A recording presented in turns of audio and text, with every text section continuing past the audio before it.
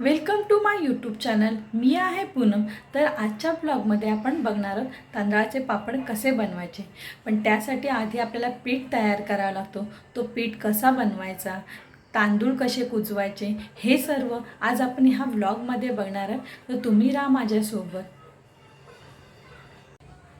तर हे आणलेले आहेत मी तांदूळ सध्या मी 2 किलोच आणलेत. मला 2 किलो तांदळाचे पापड बनवायचे आहेत म्हणून.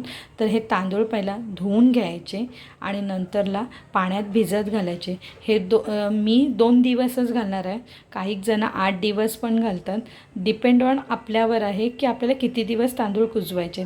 तांदूळ जास्त कुजवले तर पापड आणखीन चांगले बनतात. पण सध्या वेळ नाही आहे म्हणून मी 2च दिवस कुजवणार आहे. तर तुम्हाला हवं तर तुम्ही जास्त दिवस कुजवू शकता. रेशनच्या तांदळाचे पण पापड चांगले बनतात. पण लास्ट वर्षी माझे सगळे पापड खराब झाले म्हणून ह्यावेळेस मी बाहेरून आणलेले तांदूळ आहेत त्याचे पापड करणार आहे. तांदूळ असे धुवून घेतलेले आहेत आणि हा पाणी टाकलेला आहे. 2 किलोच तांदूळ आहेत ना, म्हणून थोडं पाणी त्याप्रमाणेच टाकलं आहे. तुम्ही जेवढे तांदूळ घ्याल त्यानुसार पाणी टाका. आणि हो, तुम्ही जर 8 दिवस तांदूळ भिजत घालणार असाल तर रोज त्याचं पाणी चेंज करायचं, नवीन पाणी घ्यायचं. आता हे मी उद्या चेंज करेन. हे बघा, हे असे तांदूळ मी आता धुवून घेतलेले आहेत. आता ह्यांना वाळत घालत आहे.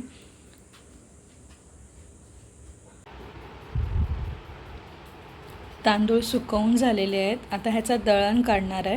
दळण काढून घेते, मग गिरणीत दळून आणते आणि त्याच्यानंतर पुढचं काय काय करणार आहे ते मी दाखवेनच.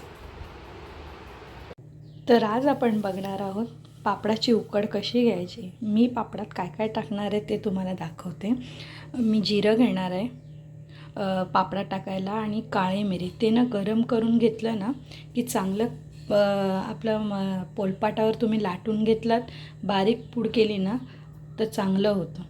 तवा तापत ठेवलेला आहे. तवा तापला ना की त्याच्यात 4 पहिला काळी मिऱ्या. तुम्ही आता पीठ किती घेणार आहे त्याच्यानुसार तुम्ही जिरं आणि काळी मिरी टाकायचे आहे. मी छोटेच पातेली उकडणार आहे ना म्हणून मी कमी घेतली. तर मी 4-5 पहिला काळी मिरी गरम करून घेते, कारण ती जरा तापायला वेळ जातो ना म्हणून.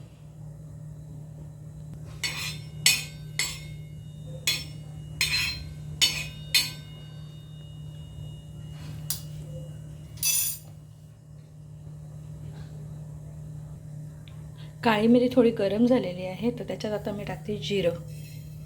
हे दोन्ही गरम करून घ्यायचं म्हणजे त्याची पूड कशी एकदम बारीक आणि सुगंध इतकं भारी येतो ना.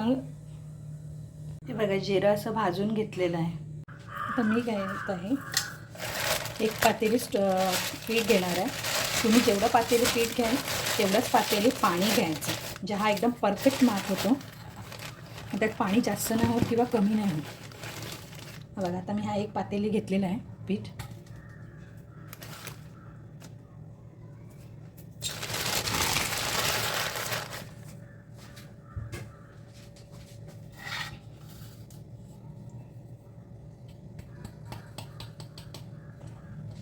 आता मी घेतला तेवढाच पाणी उकळत ठेवत आहे.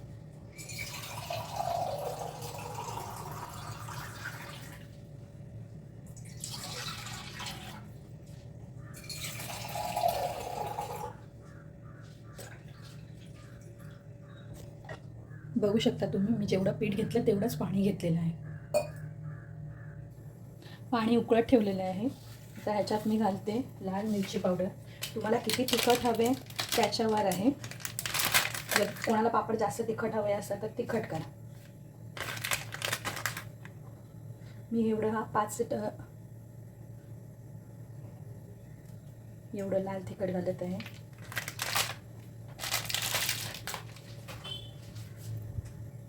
ह्याच्यात घातले मी लाल तिखट, हळद, हिंग आणि चिमूटभर खायचं सोडं टाकणार आहे.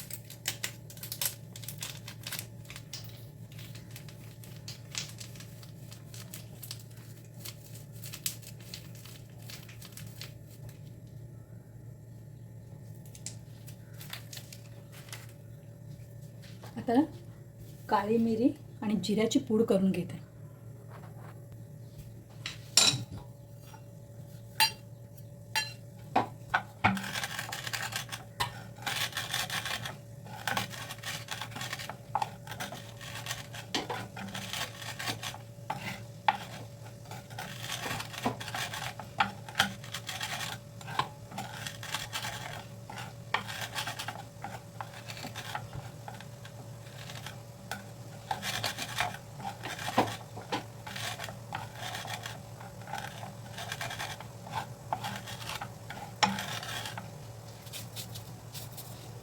ही बघा अशी पोड करून घेतलेली आहे, पाटावरच वाटली.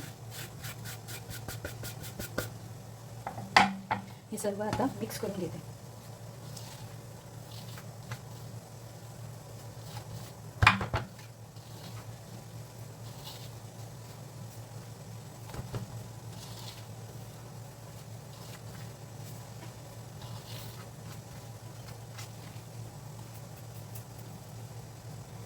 एकीकडे पाणी उकळलेलं आहे. आता त्याच्यात मी टाकते पापडखार आणि मीठ. पापडखार खार टाकलेलं आहे, मीठ पण टाकलं. आता हा पाणी उकळून झालेलं आहे, तर त्याच्यात आता मी घालते पीठ.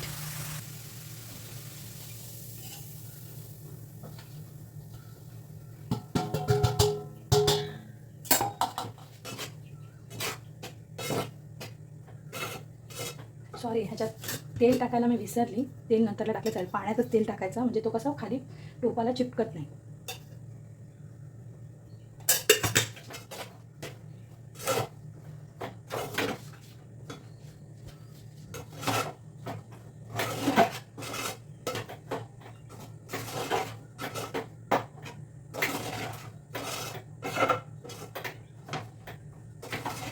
उकड काढताना गॅस बंद नका करू, गॅस चालूच ठेवा. जर तुम्ही 5 मिनटाची वाफ घेताय तर त्याच्यात मध्येच 1 मिनटाआधी 1 मिनटं झाल्यानंतर तुम्ही पुन्हा पीठ वर खाली करा. पुन्हा अजून 2-3 मिनटं झाल्यानंतर पुन्हा पीठ वर खाली करा, म्हणजे पापडाची उकड प्रॉपर होते. केलं ना तर तुमचे पापड नक्कीच परफेक्ट होतील, काही त्याच्यात बिघाड होणार नाही. आता घेतात पीठ मळून. पीठ गरम असतानाच मळायचं आहे.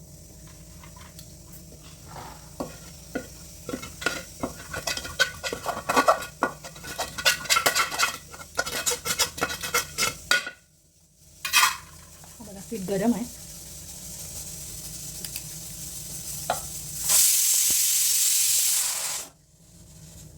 कुकरचा आवाज येत असेल, पण एकीकडे जेवण पण लावलंय ना. घरातलं सगळं आटपून मग हे सगळ्या गोष्टी पण करायच्या असतात. पीठ आहे ना, आपण मळताना तेलाने मळायचं असतं. पाणी घेतलं ना तर नंतरला पापड आपल्याला लाटायला जमत नाही. म्हणून आता सध्या तेल घेते, तेलाने गोळे करून घेते. आणि जेव्हा आपण लाटायची वेळ असते ना, तेव्हा थोडं थोडं पाणी घेऊन घातलं तरी चालतं. बघा आता हे तेल घेतलं, तेलाने गरम आहे, गरम गरम जरा मळायला लागते.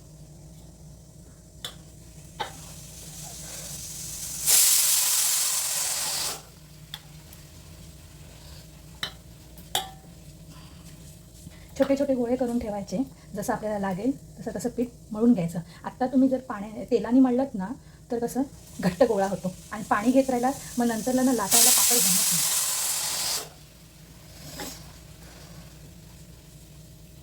हा एक असा गोळा करून घेतला मी. जास्त नाही पीठ उकडत, कारण घरातली पण सगळी कामं आटपून मग थोडे थोडे पापड करते, म्हणून मग जास्त नाही उकडत.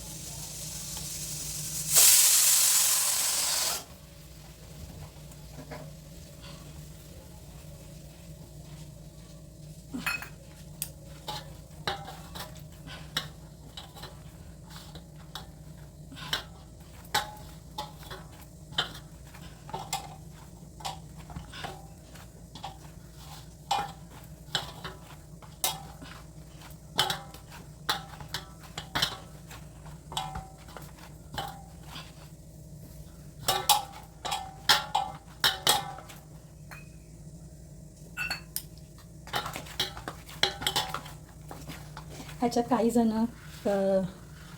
पोहे टाकतात ना, आपलं साबुदाणे टाकतात, पण आम्ही पहिल्यापासून असे साधेच खातो ना, मग आम्हाला तेच आवडतात. टेस्ट तुम्हाला हवं तर तुम्ही तेही टाकू शकता.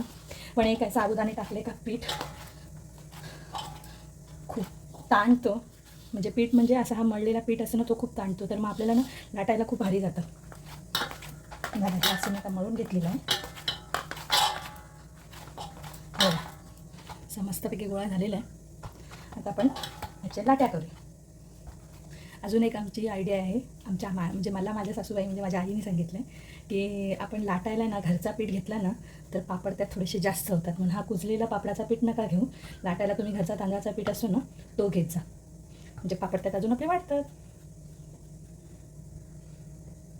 सर्व गोळे करून घेतलेले आहेत, आणि ह्यातले मी आता थोडेसे अर्धे टोपात ठेवते. आणि हां, तुम्ही पापड करताना ना फॅन वगैरे लावू नका, नाही तर हे गोळे आहेत ना ते सुकतात, मग ते लाटायला आपल्याला भारी पडतात.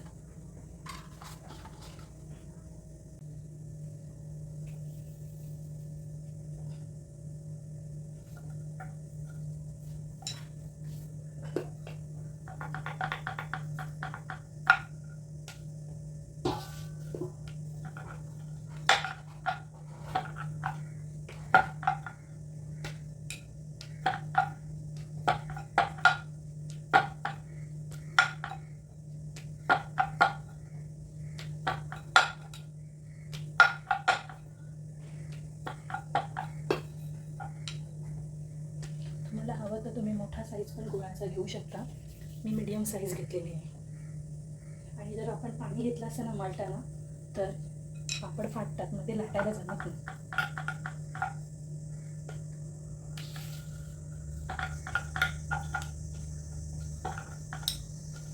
आपण लाटू तसा पापड लाटला जातोय. उकड चांगली आली ना तांदळाच्या पिठाला, मग आपल्या पापडांचं काय टेन्शन नाही. आणि तुम्हाला वाटते पापडाची टेस्ट वगैरे, तो तुम्ही गोळा खाऊन बघू शकता. आणि एक आहे की तुम्हाला एक पातेलीच्या केल्यानंतर तुम्ही सुकून झाल्यानंतर ते तळून बघा, म्हणजे त्याच्यात काय कमी झालं आहे काय नाही ते पण आपल्याला लक्षात येतं. पापड खार कधी कधी कमी जास्त होतो. लास्ट वर्षी माझे खूप पापड खराब झाले, खूप म्हणजे खूपच. 4 बरण्या मी पापड फेकून दिले. एवढी आपण मेहनत करतो आणि टाकायला जीवास येते. आणि तर काय होतात कधी कधी चुका माणसांकडनं, तशीच माझ्याकडनं झालेली आहे. हे बघा पापड रेडी झालेले आहेत लाटून. आता मी हे घरीच वाळत लावणार आहे. पहिला घरी वाळत लावायचे, पंख्याखाली सुकवायचे आणि नंतरला मग उन्हात, म्हणजे पापड कशी सरळच्या सरळ राहतात. तुम्ही जर डायरेक्ट पापड ओलेवाले उन्हात घातले ना तर ते जरा आकुंचन पावतात. त्याऐवजी तुम्ही पहिला पंख्यावर रात्रभर सुकत लावायचे आणि नंतरला मग तुम्ही उन्हात लावू शकता.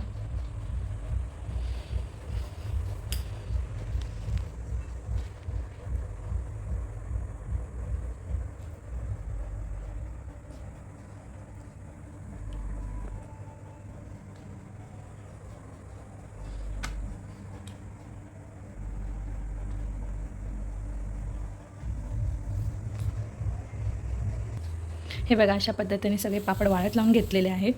नंतरला हे रात्रभर पंख्यावर सुकवून नंतरला तुम्ही ह्याला उन्हात लावू शकता.